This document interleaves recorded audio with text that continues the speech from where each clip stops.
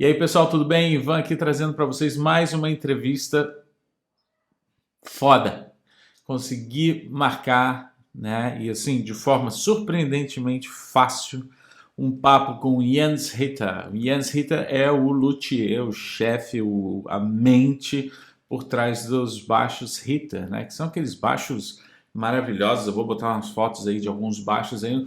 Baixos que extrapolam o conceito de instrumento musical e são verdadeiras obras de arte, mas sim, são baixos fantásticos, com uma construção assim primorosa, de cada detalhe, uma coisa assim impressionante, né? Vocês vão achar aqui no canal, eu já fiz um review de um Ritter Olha, né, do que o Rodrigo baixista estava à venda, e assim, eu fiquei. Foi a segunda vez que eu tinha tocado com Ritter, e assim, a gente fica bobo com a qualidade de construção, com o nível de atenção aos detalhes, é tudo tão bem feito, tudo tão bem feito, elétrica, toda a parte de peças, a usinagem das peças, né, de ponte, cada pedacinho de ponte, tudo feito em design, e a gente explorou muito esse papo, né, sobre construção com o Jens, que foi explicando, inclusive trouxe coisas novas que ele está bolando e trouxe para mostrar para a gente. Porque a entrevista ele deu lá na Alemanha, direto da empresa, né, da loteria dele. E outra coisa, né, o Jens ele fala, né, que ele é, o background dele, né, ele tem uma formação como engenheiro, né, então, cara, e aí veio todo o lado artístico também. Vocês vão ver que os baixos têm todo um apego de design, de arrojamento, de arrojo, né? De construção, de conceito. Então, visitem o site deles para ver, né? Não só como são lindos os instrumentos, mas também tem uns timbres excelentes, tá? Então, cara, queria agradecer muito ao meu grande amigo, parceiro do Fórum Contrabaixo BR, o Alex Costa, que conseguiu ali encaixar. O Alex acabou participando de dentro do carro, né? Foi como ele conseguiu participar, mas contribuiu bastante com o nosso bate-papo, né? O Alex tem um conhecimento monstro aí de construção, de qualidade de instrumentos, e a gente conseguiu conversar de uma forma muito leve, muito tranquila com o Jens sobre isso tudo para gerar conteúdo em língua portuguesa, né? E quando eu digo isso, sim, tá tudo legendado, me dá um trabalho monstro fazer a legenda, mas está aí e fico feliz que vocês possam conhecer um pouco mais sobre esse instrumento que é um dos mais renomados assim em termos de instrumento musical de boutique, né, como a gente chama. Então bora lá, é mais de uma hora de papo, tá? Falando, tem alguns cortes no vídeo porque a gente gravou pelo Zoom, então o Zoom grava 45 minutos de reunião, então eu tive que parar, a gente começou e terminou 3 vezes, foi muito legal. Você pode ver a disponibilidade que ele tem, né? Teve com a gente. E foi muito legal, muito agradável. Espero que vocês curtam. Quem não tiver tempo de ver agora de cara, vai vendo aos pouquinhos, é muito legal, tá bom? Então, não se esqueça, mais uma vez, peço, se inscreva no canal, deem um joinha, e quem quiser contribuir, se tornar membro do canal por R$ 2,99 por mês, você me apoia a continuar a fazer essa bagunça toda aqui e conseguir mais entrevistas legais. Beleza? Então, bora para a entrevista.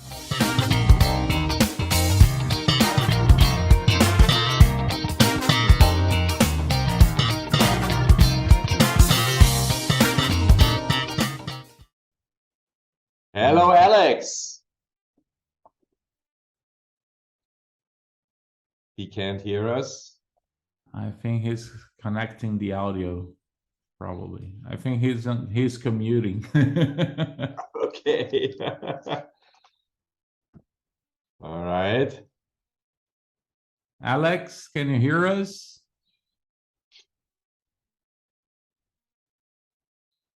Let me check. Ich habe meinen Kaffee hier auch. Ja. Du sprichst Deutsch. Ja, ich habe in München gewohnt. Ah, super. Das ist ja der Hammer. Das ist nicht Augustiner. Leider nicht. It's really hard to find Augustiner here. I believe that. Yeah. Can you Alex, hear can you us, Alex? Yeah, I can hear you now. Oh, I great. just Are you figured out. commuting? I'm in the car. Sorry. No Nice to problem. meet you. Hey, nice to meet you. It's a pleasure. Same here. So Well- where are you guys? Well, I am in Rio Grande do Sul state, is the southernmost state of Brazil, and the city, small city called Lajeado. Okay. And Alex is in Curitiba right now. Curitiba, are you in Curitiba or in Yes. Rio? I'm in Curitiba right now. Curitiba, it's also in the southern part of Brazil. It's a Yes. colder part. It's not the sunny Brazil that we know. But I am naturally from Rio, and Wow. Alex is from Salvador. Wow. So, yeah, I guess you know Brazil pretty well because I love Brazil. I Yeah. love it. of Cool.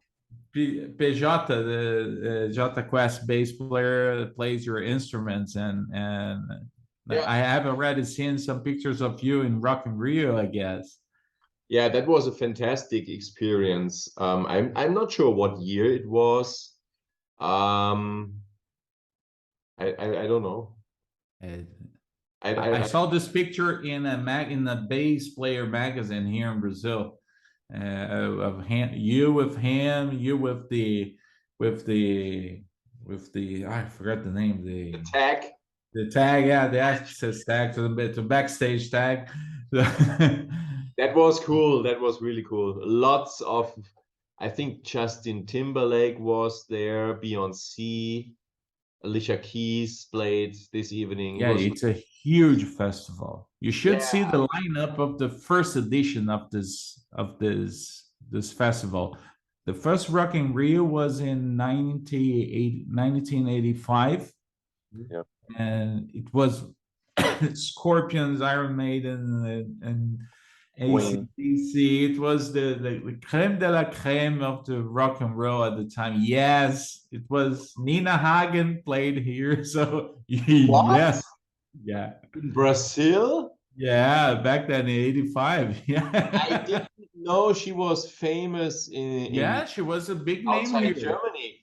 Yeah, she was. Yeah, Alex don't know because Alex is not a rock guy. Yeah, not very much.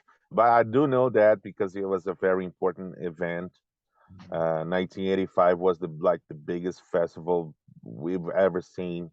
It's still one of the biggest, perhaps the biggest festival in the world to this date. I heard that it is still the biggest. Maybe the Yeah. Coachella, I don't know, but Yeah, no, Coachella is not bigger than Rock in Rio. Coachella is much smaller. I've never been to it, but I have friends who've been to both, okay. and they say Coachella doesn't even touch Rock in Rio in size. Okay. And also Rock in Rio happens in many countries now, so it's a much bigger venue. Yeah, I was in Lisboa when Jota Quest played with Red Hot Chili Peppers, I think. Yeah. In Santana. They invited me to come down, and it's just a 3-hour flight. And we met a lot of times. That's a few years ago. That's a few Julio. years ago, right? Yeah. And yeah, we met a lot of times in Lisboa. And one time they played the Brazilian Day in New York City. That was funky. I see. They closed the 6th Avenue, and we have been on the stage looking all over these thousands of people on the 6th Avenue. That was really cool. I've been to two of those in New York, and I played on the only one that happened in Boston. I used to live in Boston, so it was like 2005. They had like 6 or 7 big names, Brazilian big names, and I played with the local band, and I also played with 2 artists from Brazil that didn't bring bands. So we play with them. We are the local guys playing with them back in 2005, but it just happened once. Unlike the New York one that happens every year. They also do a small thing in Newark, New Jersey, and they tried Boston, It was full of people, but for some reason, maybe money, resources, I don't know. It Yeah. just never happened again. Too bad. That's Anyways. cool. So Alex and I, we run together with other colleagues the Brazilian Base Forum, and we have around 30,000 subscribers, and it's nice because it's the largest base community in Portuguese. So we have people from Portugal, we have bass players from some African countries that speaks Portuguese, and it's very interesting. And with the pandemic, so I started this channel making bass gear reviews. And about 2 weeks ago, a Roya model came to me and to make a review. So I will try Jens. Perhaps he answered my request, and boom, here you are. That was great. And this channel, it's still small. I guess it will grow up because becoming a kind of reference to Brazilian bass players who are trying to learn about different models, the specs, and this kind of thing. And I try to bring the stories behind the luthier or the company, the model. So and since I can speak other languages, I'm trying to bring international content and I translate and I put Portuguese subtitles to make it more accessible to Brazilian bass players, you know. Okay. And so that's the goal for having this conversation with you, to produce content in Portuguese to share with the Brazilians who are they are crazy about your basses. The bass community are just wow. I'm very happy about this. The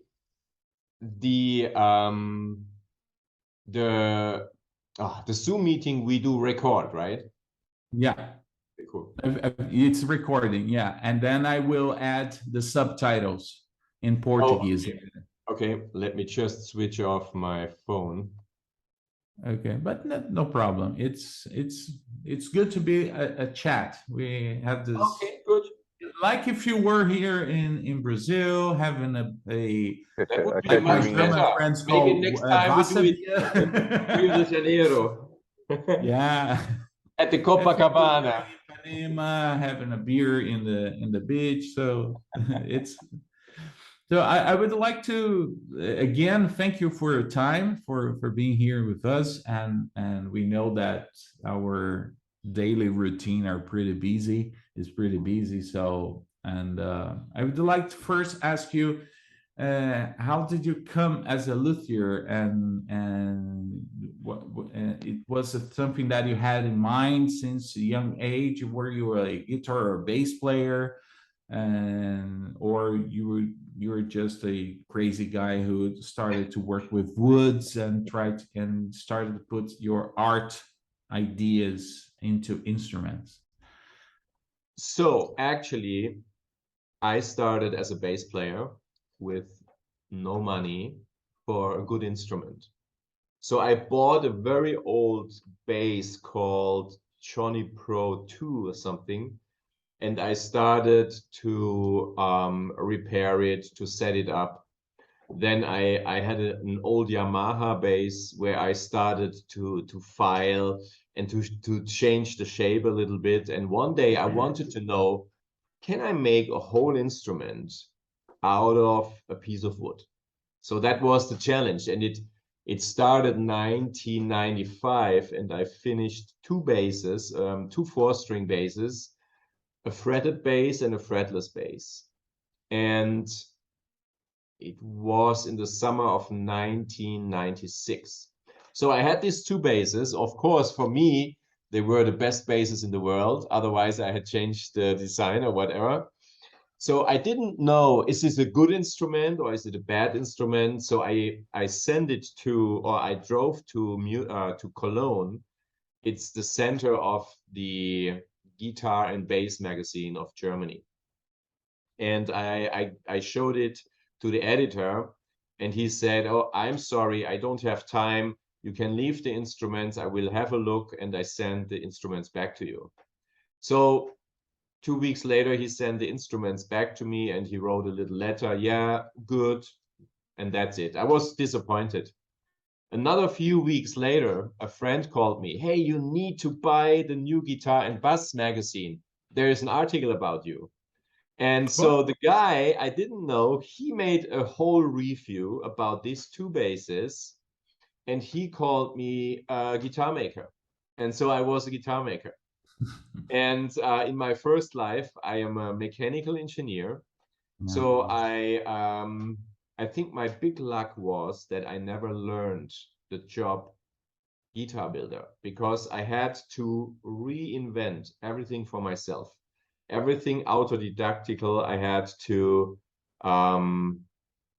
to define for myself. I designed hardware, I designed pot knobs, the construction, everything I did with the mind of a mechanical engineer and with the heart of an artist, because I love to make art a lot. But I never created an instrument as a traditional guitar maker, right? Therefore, I never made traditional shapes like Fender, Gibson, whatever. And yeah, that's how it started. It's funny. It's funny. Alex and we interviewed Galeazzo Frudua from Italy, and his background, he went to the Cremona Institute of Luthiers, and he was kind of forbidden to build guitar and basses. Exactly, that's it. Classical. It's a totally different world. It's a totally different world. Yeah. And you know, the electric bass is a very, very new instrument. It's 70 years old, right? It's very new. So there was not a big experience, and there still are areas we still can find new input, like sound. Yeah, and I think your models really push the boundaries for it's very easy. Yesterday I was talking with Keith Williams from the YouTube channel 5 Watt World, and he was saying that Jens Ritter basses and guitars are just like piece of art. You know, you don't know if you have this on a guitar center or in a gallery, because this is a big problem, or not. It's not a big problem. It was a big problem a few years ago because people were like, oh, Ritter uses diamonds and gold and Swarovski crystals. It just looks cool, but it's not a good musical instrument. It doesn't sound good. Come on. And that was, a lot of people thought like this, right? And because there are a lot of fancy instruments out there. They look super cool, but they are not really musical instruments. You know, they are just design objects. And for me, it's most important sound, playability, ergonomy. That's the basic. If this is not 100%, you cannot go and do some fancy sparkle gold finish just to shine, right? And not deliver the actual instrument, you know? Yeah. And Alex would like to make a question? Not just exactly a question, but I just want to say it's funny because him and Galeazzo have like opposite backgrounds, very, very different upcomings as luthiers, and both are very well known. It's just interesting for me because it shows that you don't need exactly a pathway to become a great luthier.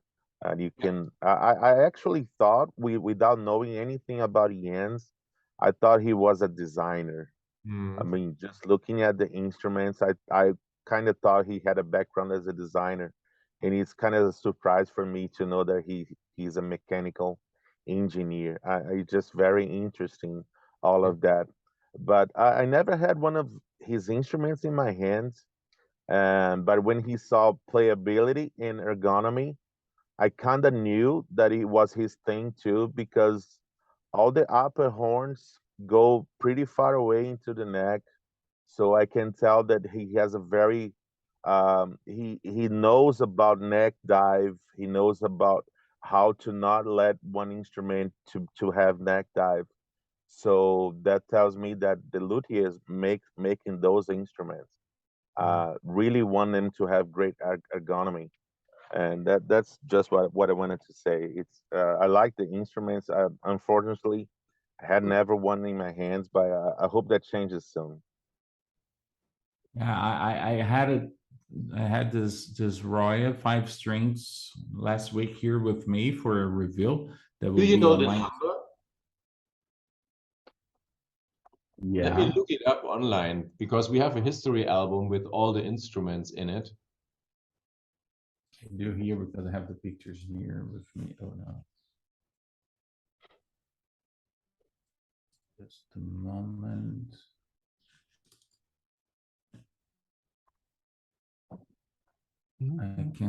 Perhaps I can share the screen with it. You have to allow me to share the screen. Okay.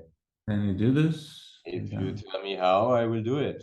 Yeah, I think you have to go in the menu down there. And you make me. yeah, I'm recording again right now. Okay, super. Okay. Okay, good. So I send you the first half of this recording. Yeah, no problem. No, I will add it anyway because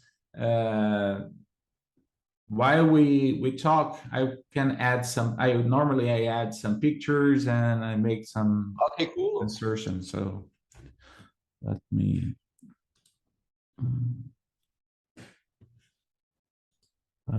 show you. You no longer have the bass with you, right? No, not here now. Okay.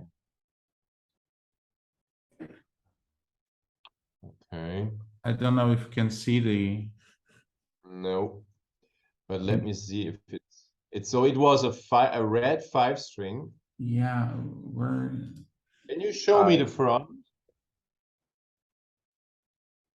He was originally a fretless bass. I think I didn't because the serial number is on the side of the headstock, right? Yeah. Yeah, I think I didn't get a picture from there, but let me see. So that's not. That's a different bass. Yeah, I have to go through the album. You can select which model you want to see or which year. And then, oh, wait a second. I think I have it. I think it's 0322. Show me the pickups if you can. Oh, here it is. Oh, no, that's a classic. Okay, I was wrong.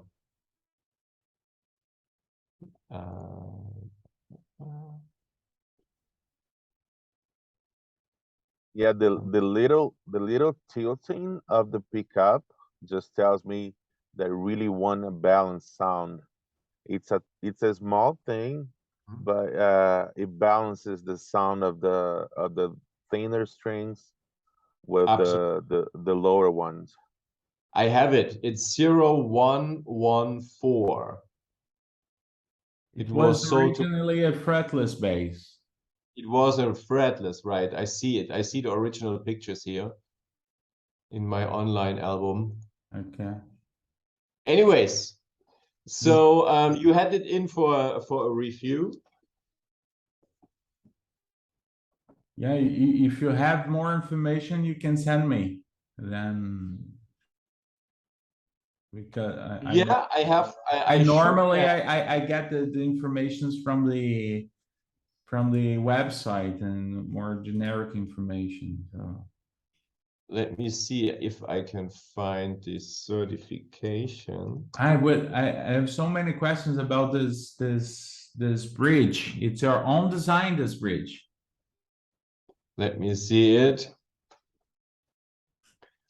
Yeah, though that's an old bridge. The new one is my design. So this actually has 3D possibility to Oh, okay. It has the possibility in 3 dimensions to position the perfect intonation point. Yeah. Left, right, front, back, and up, down. Okay. So it also changes string spacing then. Yeah, you can change the string spacing, right? Great. Because normally the string spacing is from middle to middle, but Yep. I like to have it from outside string to outside string.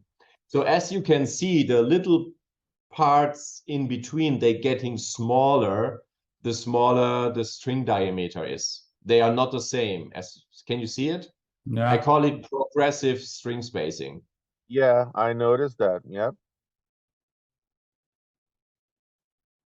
So mathematically, it's of course correct from middle to middle, but from the feeling, I like outside to outside to have a feeling of the same distance. Uh-huh.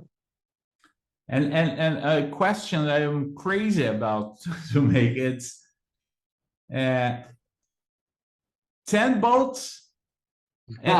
It's insane, Alex. I made a harmonic. The whole bass was resonating in my head from the point of the red stock to the strap lock. It was that's something that must have come from an engineer, because that's the first thing that came to mind, because it's the resonance throughout the whole instrument. It's insane. So a lot of people ask me why I have so many bolts, if it is to hold the neck and the body together. And of course, that's definitely not the case. 1 very good bolt or 3 very good bolts are totally enough. This is actually, okay, how can I translate this into English? It's the maximum amount of bolts per surface without weakening the surface connection. And it's not to hold the neck tighter to the body, or to give a mass center for the 2 vibration arms. I worked in building vibration calculation. So we made industrial, let me translate this word quick.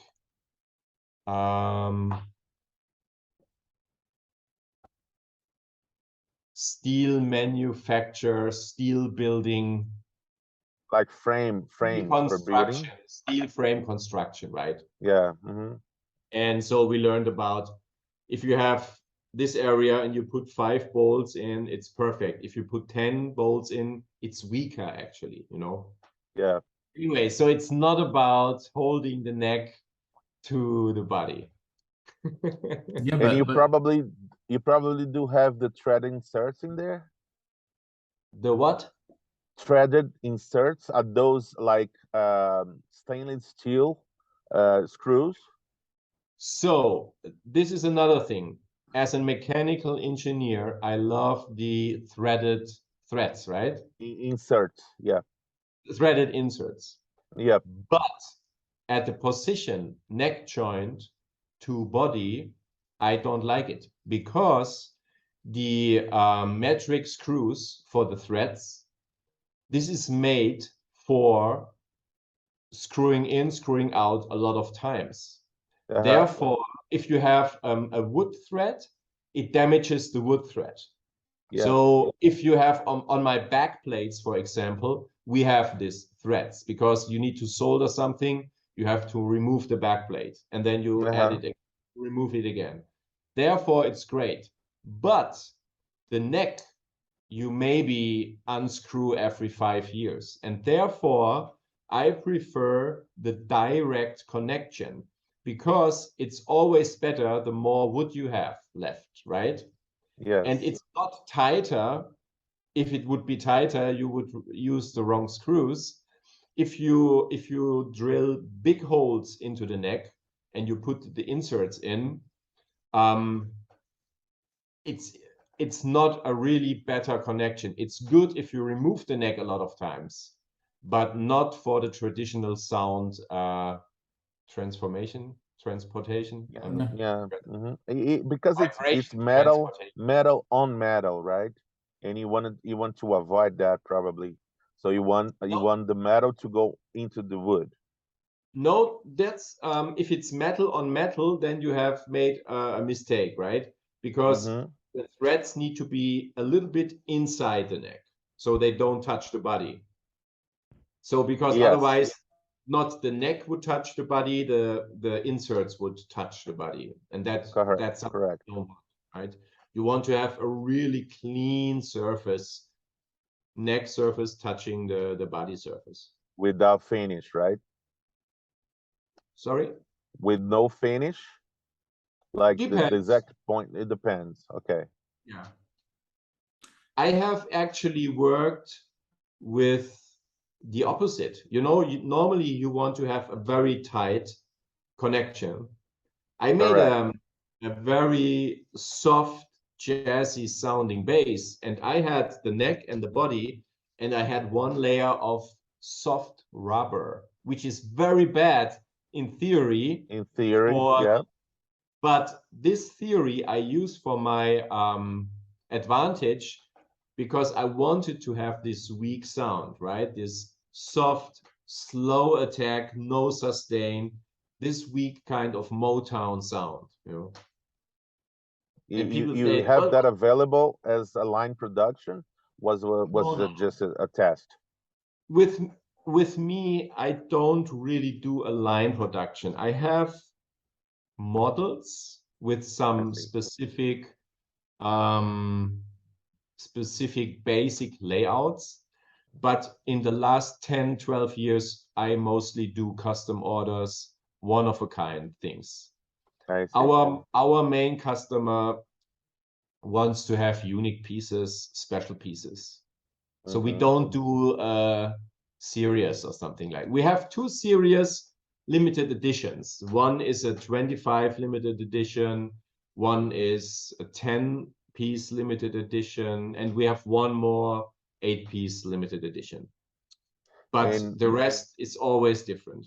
Would you say that you achieved what you wanted with this technique you just described, it with the little layer of rubber?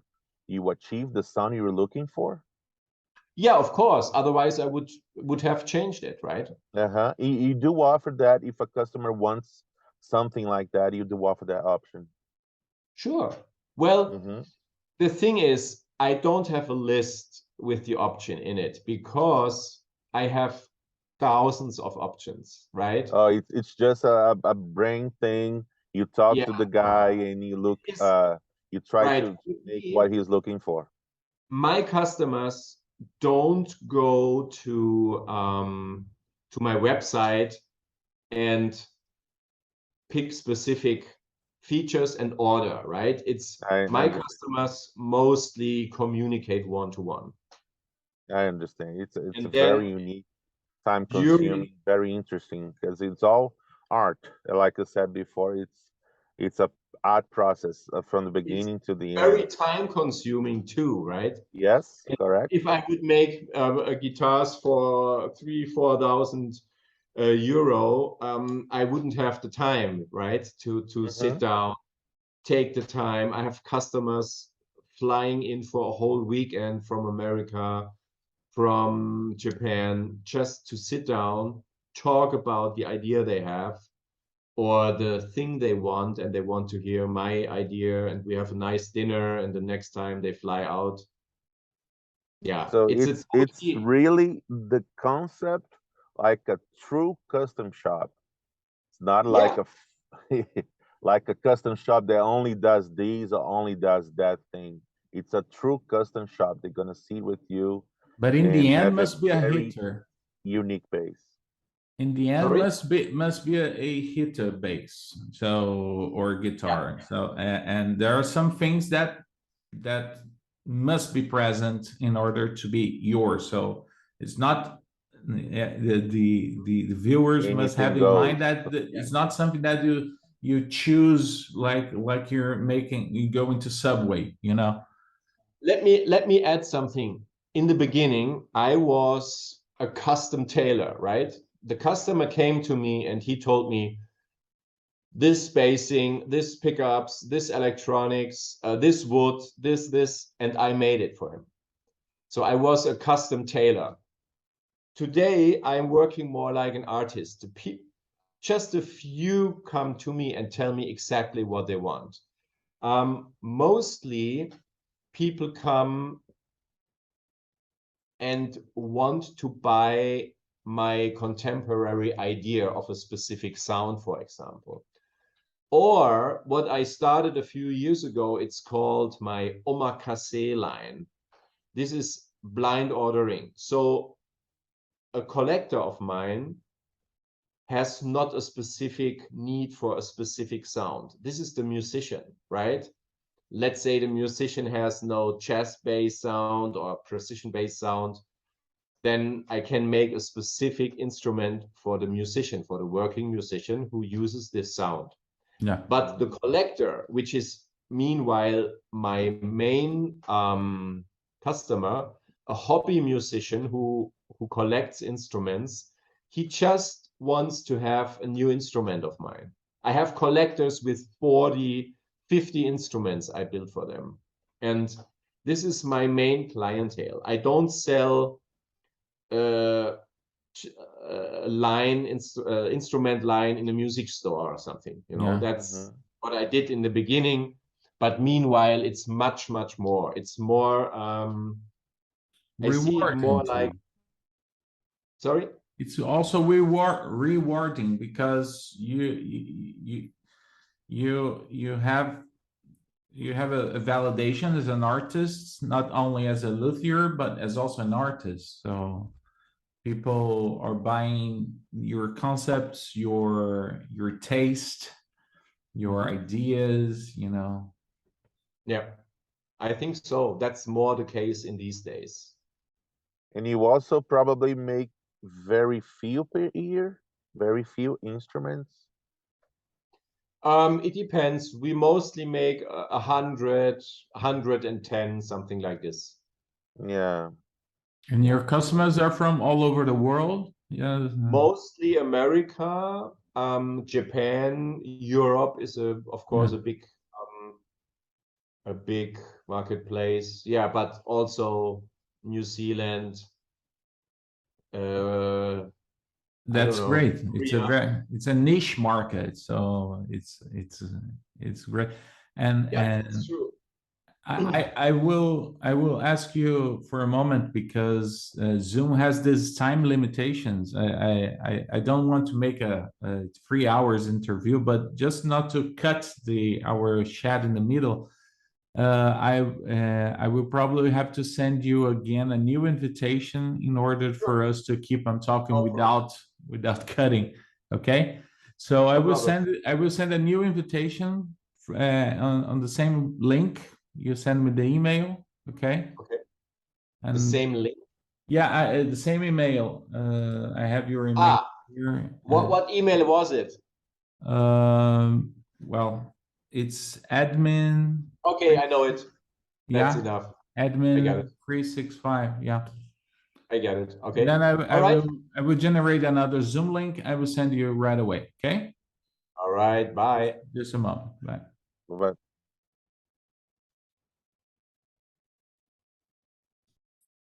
Okay. Okay. And I would like to continue asking you about for some bass players are different from guitar players because bass players really love construction details and this kind of stuff. Guitar players want to know the amplifiers, the stomp boxes, this kind of fancy stuff. We kind of dig in about the woods and electronics and construction methods. So I would like to ask you about wood selection. Do you and how do you choose the woods you're going to use for different kind of instruments, or when you have the ideas for using other materials like like other materials like graphite and this kind of stuff? So, like I said before, I think my big advantage is that I never learned the job guitar maker. So I had a piece of wood, and I didn't know, is it a good sound wood? Is it a bad sound wood? So I knocked on it, I made the instrument, and I listened to the instrument. And after the years, I got a kind of database in my brain. So when I knock on my table, I already have an idea how the final instrument will sound. And so if a customer comes to me and orders a specific sound, I can tell him, okay, we can use this wood and this wood, but we cannot use this or this. And if I make an instrument for the open market, let's say for a trade show, and then I sell it, or I just want to make a specific instrument to see how it sounds and sell it afterwards, then I just I just build what I want. Depending on the day mood, I choose the wood, you know. And the design of the body and headstock. When I made a review about the Roya, the headstock looks like a drop is falling down. It's so beautiful. So where did you get inspiration for the curves, the horns, because that's something that you can immediately identify an instrument. The model is by the horn. So how do you came to? So a normal graphic designer, a normal designer or artist can tell you now exactly the proportions and how they came up and how they constructed something. And with me, it's totally different. I just started drawing and changed the drawing until it was feeling correct, until it was feeling well for me, until it was feeling harmonized. I have no idea. No, well, let's say I have no cognitive idea about how to do a great design, but I have a very natural feeling for proportion and shapes and the golden cut. And yeah, then I feel it. And when I feel it, then it's ready, you know. Like the Roya, of course, it was not just the Roya, it has had maybe 10 different other shapes before until I was like, okay, now that's perfect, you know. And prototyping too, make carved models, carved prototypes in order to.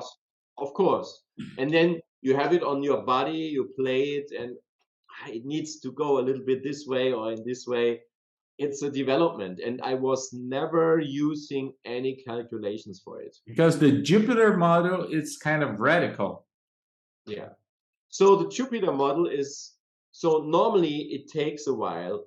I have always 2-3 model ideas in my mind, and they develop. Sometimes it takes months, sometimes it takes years. And when they are ready here, I always work when I drive with the car or if I take a shower, I always work on these single instruments I have in mind. And when they are finished in my imagination, then I start drawing them. And with the Jupiter, it was totally different. It was, I don't know the year, but it was the 31st of December in the morning. I had this idea and I started to draw, and around 4 or 5 in the evening, the drawing was perfect, ready. So I was invited to a party, a New Year's Eve party, and I was like, I can make it. I can draw the line on the piece of wood. So I was drawing it on the piece of wood. It looked cool. So I was like, I can make it, and I can cut out the body. Let's do it. Maybe I can do a little shaping. And then You lost I was Sylvester so- Party. Yeah. And it was, I don't know, the rockets and the firecrackers started, and I was like, oh my God, I totally was lost in time. And the Jupiter was ready in the morning. The first prototype. That was really a one day story, 1 day design. And do you have when you're thinking about these models, you do this at home? You have a place at home to do these things, or you have to go to the office? Do you mean when I think about it? Yeah, or when you're kind of drawing the wood, or you have to be at work at workplace, No. or you can do you do this whenever you are, for example. I have. It's not possible to plan it. Mm-hmm. It just happens, and sometimes I'm at home, sometimes I'm on holiday, sometimes I'm in the middle of a concert. I always have post-its, you know, a piece of paper and a pen to write down ideas. Beside my bed, in the kitchen, in the shower, restroom, everywhere, I have paper and pens. Or meanwhile, cell phone to write down ideas, you know. Yeah, that's kind of similar to me. I'm a veterinarian, and I'm a professor at the university and a researcher. And my best ideas for research for my papers, I was kind of cycling. I was with my bicycle after 20 kilometers, and then like oxygenated my brain, and I should compare this condition with that, make this DNA analysis here, and to check the protein, blah blah blah, blah. and we need sometimes we need this kind of, you need to put yourself in a different mood or rhythm, in a different flow. Yeah, and then creativity sparks, like the upper horn of the oakum bass. You know, the upper horn of the oakum is like, whoa, this is like a wave. You know, it's beautiful. and that's the kind of ideas that because architects and engineers, the civil engineers, they always have a fight, because the architect plans strange things and the engineer must find a way to build it, and you put yourself into suffering, because, for example, the like I said, the oaken upper horn, you design it and okay, do it, but you have to do it. Yeah, but with me, I'm pretty good in designing, and I'm pretty good in doing it. So when I design, I already think, how can I do it, yeah. right? How can I realize it, for example? Because you can use a CNC until a moment. Then you have to start carving in a very artisan way, do you work with big CNCs and No, everything's handcrafted, or all the bases are hand carved? But I would say, let's say you are Fender, right? Yeah. You can have the most complicated shape. In these days, it's not a problem to program it and do it with a CNC machine. The problem is you must have the shape before. So somebody needs to make a crazy shape, and then the engineers come, they scan it, and then they program the CNC machine. Yeah. The thing is, to come to the prototype, you only can make by hand, because you need to feel it. You need to feel the balance. You can, until a certain point, you can design it in 3D on a computer. But when you do a real prototype for a model which will be with you the whole life, you better do it by hand, because you feel it's different. Sometimes I work with no I don't look at the work. I just sand and I feel it. Because sometimes if you have a nice piece of wood, you get distracted by the nice grain. So very often I sand and I feel and I sand and I don't look at it, because then I can get a better access to the surface, you know, Yeah. just by feeling it. Yes. And do you have more models in your mind than that or just because Very big problem. because as a company, if you, it's like a restaurant. If you have 100 different dishes on the menu, you will go crazy, and Exactly. you make your customer completely lost. You know, so you have Yeah, to that's a point big out problem. into direction. Yeah. That's a big problem. I have too many options already. I have model ideas for the next 400 years. My whole computer is full. My sketchbook is full. I can make every day a new model or a new design. It's a big problem because you have to say no to different designs, you know. And Yeah. Jens, I must say to you that please keep a good record of all this. Oh yeah, yeah, Please, absolutely. because just a moment. Let Okay. me bring you something.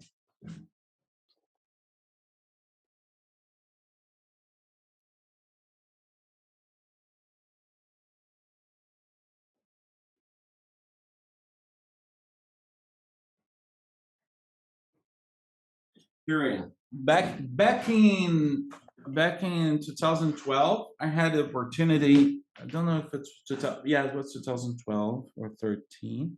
I had the opportunity to visit Warwick in Mackinac Kitchen, and was a great visit. Unfortunately, I could not meet Hans-Peter Wilfer because he was not there at the time, but I visited the whole company, the building process, the crazy CNC machines working and make those fantastic bases.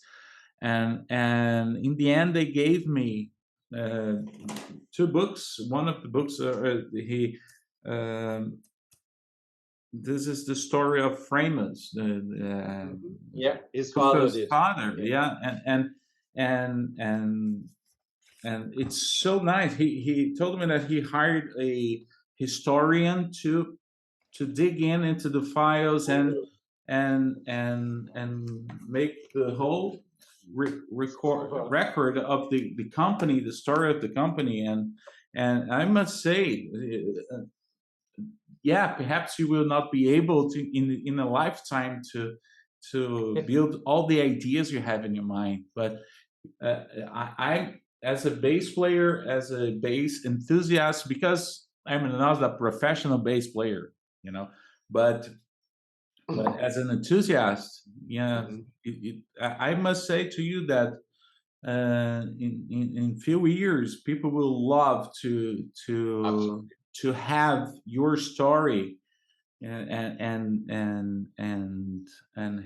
Ritter instrument story and models, ideas, the process put down in a book, and this will be something for sure. Your name is already in the names of the great music instrument builders in the whole world, for sure. You know, but this is taken care of. We already have an archive with old sketches, with reviews, and it's a big archive already. yeah. So yeah, please do this because this is something that will live on. Okay. absolutely, you're true. Yeah. Yeah, and I don't wanna be take too much of your time, so I will start my final questions here, and there's so many things that we would like to ask. For example, when we see, I'm watching here on the other screen the Raptor, Right. and yeah, the Raptor model. It's well, and I see that the upper horn remembers the royal, but the under horn it's has this like a bifidus a tongue. claw. How can I say this? This snake tongue, you know, that separates. Right? It's like because you are kind of fading out. Hello, hello. Yeah, I'm here. Can you hear me? Yeah, now it's back. Okay, good. So the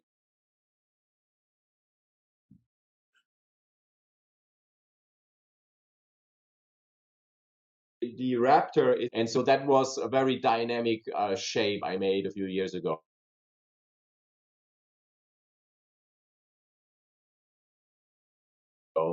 And attacking raptor. Oh, Alex joining us. Hello. We miss you, Alex. I was alone in the room. Really? In the other one? Yes. For a while, I joined the link and I was just by myself. Oh, sorry. It's all right. Sorry. This is bullying. Zoom bullying.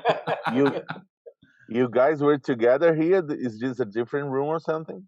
Yeah, I had to create another room because Zoom has time limitation. So I tried the older one, then the newest one, and I was always by myself. and I'm checking here in the website, and I will put the pictures in the after edition, and the audience will see this in tune frames. This is how did this came about? And the whole series was started by a trip to Chile. I was in Chile at the Atacama Desert at the Paranal Observatory. yeah, And this was an unbelievable experience. It was, I think, 5,000 meters elevation, and you look into the sky and you see the Milky Way and Alpha Centauri, and then they have this telescope zooming into the dark area, and you see again stars and dark areas, and they zoom again a third time, and it's the same stars and dark areas. And I was feeling so small and totally unnecessary, which was a kind of depressing when you imagine that in the time-space continuum, you are just really nothing. But I was anyways positive, or I am still positive about that. You anyways, the time you are here, you can write the song of your life, you can play the song of your life, and then you can give the energy back to the universe. And the series, the first series I made was called the String Theories, and you see space pictures, universe pictures, and you can take out the instrument and put it back. And that was the first beginning. And then I had requests for other pictures, and now I have already a few basses and guitars in frames. yeah, it's just very beautiful. It's another way to expand your Absolutely. your Absolutely. art. Yeah, it's Yeah. pretty unique. It's pretty unique. Yeah. So and you started as a bass player. So of course you mentioned that you started making basses and doing guitars. 6 strings guitars was something that was kind of easy and necessary, or was a request from customers? It was actually initiated by Rudi Penza, who is a super famous New York guitar store. And we had some beers one day, and at the end he said, I'm wondering when you build guitars, how they sound. So I was like, let's build a guitar. And I decided on a baritone guitar, a solid body guitar with a hollow body sound. And I worked on this instrument around 4 years, and then I presented it. And during the presentation, the guitar player George Benson came by, and he loved the instrument, and he couldn't believe the sound which was coming out of the instrument, because he thought it's a hollow body. So he ordered a guitar, and I built it, and then the market was asking for guitars. So then I became an electric guitar builder. You see, And with the blessing of George Benson himself, yeah. That was pretty cool, actually. Yeah. So you went to New York. You were speaking with Rudy in New York, or he went to Europe? No. I went to. I sold basses years ago through Rudy Penza. When he was Rudy's music, right? Yeah, I started when they were still in 48th Street at Times Square, and then I started selling at the Soho place. Then they closed the 48th Street, and one day we hung out and had some beers and talked about this. And then I introduced this guitar the first time in Los Angeles at the NAMM show. And then George Benson came by accident and saw it and heard it. So it happened, That's the way the NAMM show is a place to be. It's the place to be. Yeah, that's true. Yeah, we gotta be there. So,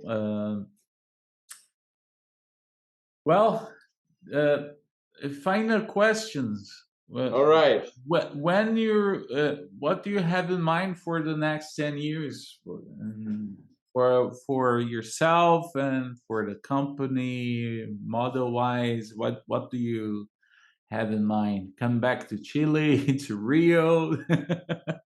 Do you have 1,000 hours more of recording time? I can tell you.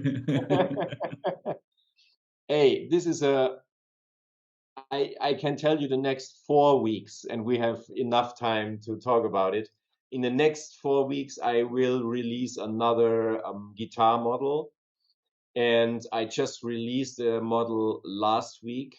We had a very cool event with Audemars Piguet. Do you know this? Mm-hmm. AP, the watch company, they make high-end watches. Audemars Piguet. And we decided a few years ago to do an event together. And this just happened last week in the headquarters of Germany in Munich.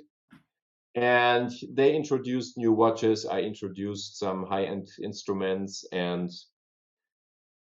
yeah, I have this week 2 customers coming for very specific projects. I have one really cool thing. Give me 1 second. I'm experimenting at the moment with some new fingerboard material. So this is world exclusive now. Give me 1 second. This is super cool. I'm very excited about this. That's great. Danuta, könntest du bitte den R8 mit dem bunten Griffbrett hochbringen? Vielleicht mit Kopfschild. Ich bräuchte es ganz, ganz schnell. Wir sind gerade in einem Meeting. Danke. Super. Schnell. So I have this, I experiment on this since years. I have a lot of people asking me for different fingerboard colors. And okay, give me 1 second. I will show you some really, really cool new prototype of great fingerboard. Anyways, I have so many detailed products coming up, details on instruments. I don't know. I just sent out to the customer a new bass design, which is a mandolin bass, 8-string mandolin bass, but with a normal bass scale. This is pretty cool. I just cannot tell you, show you a picture because the customer needs to see it first. Mm-hmm. And yeah, so in 4 weeks, 5 weeks, 6 weeks, there's a trade show in Germany. It's the European NAMM show. It's called the Guitar Summit. And yeah, Where is it? It's in Mannheim, Germany. Mannheim. So check this out. Check this fingerboard. Let's see. Que exclusivo, hein, Alex? Yeah. World's first. So that's really world exclusive. Holy moly. Wow. Look at that. Can you see it? I can see it. It's rainbow, all kind of colors. It's a 3D. Well, it's hard to see it. I can see it. Yeah. I can definitely see it. Wow, looks like glass, some jewelry material. So this is what we experiment a lot in the last years.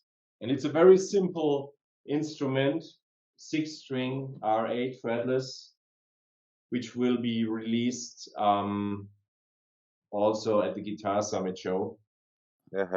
Let's take a look at the tuning system. On this one? Yeah.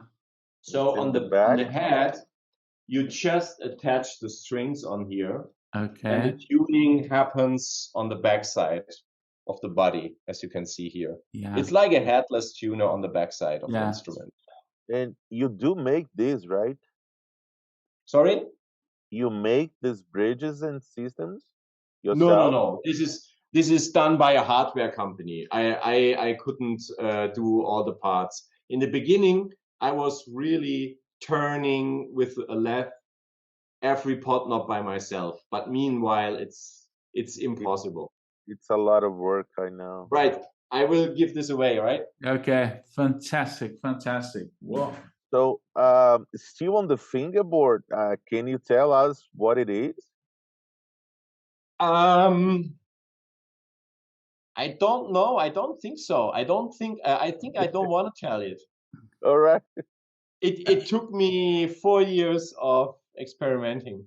Let me tell a short story, Alex. When I was in Munich during my PhD, I used to ask my friends, my German friends, so tell me about your project. And they were always like vague, you know? Really? It's and a German thing then. When they published the paper, they showed me, oh, this is my PhD. And then they gave me the paper, you know, without asking. Oh, you asked it like 6 months ago here. That's what is my PhD about. And then I realized why the slogan of Germany, it's Deutschland, Land der Idee. Deutschland, land of ideas. And they have a very, that's something that we have to learn. They are very good in protecting the ideas. And because the ideas are just like that's everything, something that right? it's in the German DNA, you know? Yeah, I was mostly curious because I was going to ask, how do you do the radios on that material? That was my question. Patent pending. Yeah, because it's so beautiful and so shiny. So how do you do it? It must be a tough process. I mean, well let's wait for it. It was a 4-year process. It's a lot of time, a lot of research, I bet. Well, I believe we will see more of those. So still on the free instrument, is that one a giveaway? Is that? Sorry? That instrument you just showed us, you're gonna give that away? No. No, it's why do you think so? What do you mean? No, you just didn't mention something like that. You're gonna give to some customer or something? No, this is an order. Oh, we will release it in 6 weeks at the Guitar Summit show. Oh, I see. I thought it was a promotional something. That one especially, that one is just showed. That's very nothing I do. I don't give away. This one will make people go crazy. Yeah.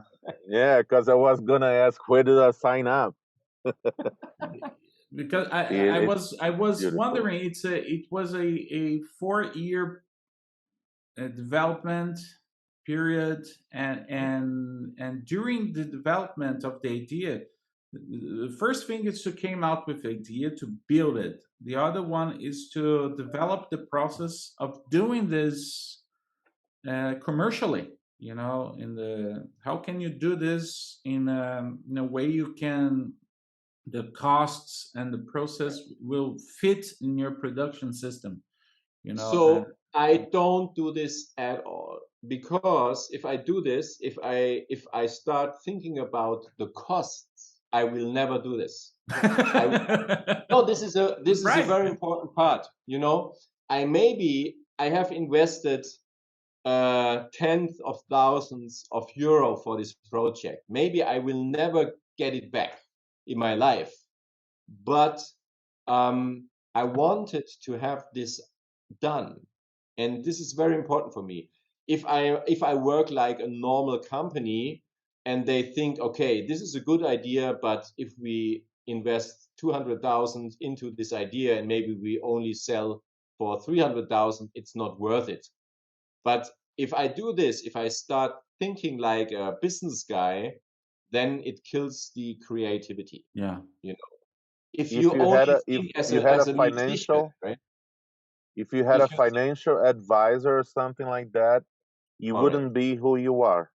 Absolutely, yeah. I Got would it. be rich. Yeah, got it. No, that's true. It is like if you are a musician and you feel something, you feel like writing some lyrics and a specific melody. It's totally different if you are a business musician who thinks, how can I write a #1 hit to make money? So Yes. my lyrics, this is too complicated. The music is too complicated. It needs to be more simple. I don't like it, but my chances are better to make money. You know, either you are a working guy, you are a businessman, or you are an artist. And of course, the artist needs to be a little bit a business guy to stay alive. That's no question. But if the business takes over, if the money making takes over, you lose a lot of creativity. And also, we wouldn't have the finishes we see on your bases, like, because to have a gold finish, you probably Yeah, lost a lot of gold, I mean, in the process. I mean, you spent a lot of money to make that thing happen, probably. that's the thing. If you try to calculate this in advance, you will never do it. That's why you're so unique. I think so. Yeah, because I don't care actually sometimes. You know, for me the most important is the idea I have, And and I express want yourself. to materialize this idea. That's the most important. And all of that comes from an engineer mind. That's Yeah, interesting. the good thing is I learned to be an engineer here, but here I'm still an artist, you know, and this tension between the right brain and the left brain, that's I think my advantage, you know. I agree. It makes you who you are. Yeah, definitely. Yeah. Yeah. So Jens, thank you. Danke, vielen Dank for your time. It was an amazing talk, and as I told you, the idea was to have a chat to, to have two bass players, aficionados, asking bass player questions, Yeah. and it was a great opportunity. I think my goal here is I reach my goal, our goal, Alex, too, because to bring this the more about your instruments, about your art to the Brazilian audience. Most of them probably will never had a chance to have a Ritter in their hands, because it's not a instrument that you commonly find here in Brazil. I had experience to playing two Ritters, and it was just blew my mind, and so Thank you. and I'm pretty happy to share these ideas, these concepts, your dreams, and your entrepreneurship and success to our audience. So it will be very inspiring. So thank you again. And if you come back to Brazil, let us know, and perhaps we can have a Yeah. beer somewhere. Thank you so much for having me on your channel. It was a great pleasure. I love Brazil. I love Sao Paulo, Rio de Janeiro, Belo Horizonte. It's just so beautiful there, and I love the people, and I love the food a lot. That's great. And is it obrigada? Obrigado, yeah. Obrigado. Thank you very We're much. both, me and Ivan, we are both in Rio like all the time. So you coming to Rio, let us know. Absolutely, I will. Thank you very All right. much. Okay, Thank bye, you. tschüss, Bye-bye. thank you again. Bye, ciao. Tchau.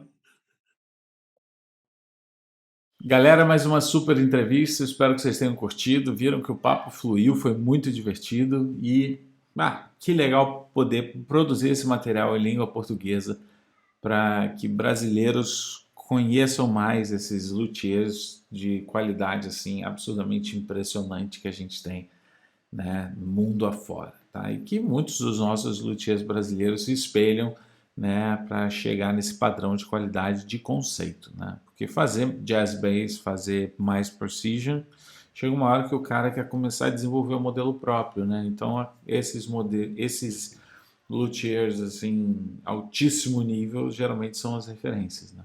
Então agradecer por vocês terem assistido até agora, depois de mais de 1h15 de entrevista. Tá até agora aqui comigo, obrigado. Não se esqueça de se inscrever, dar um joinha e, se puder, torne-se membro para continuar apoiando o projeto. Certo?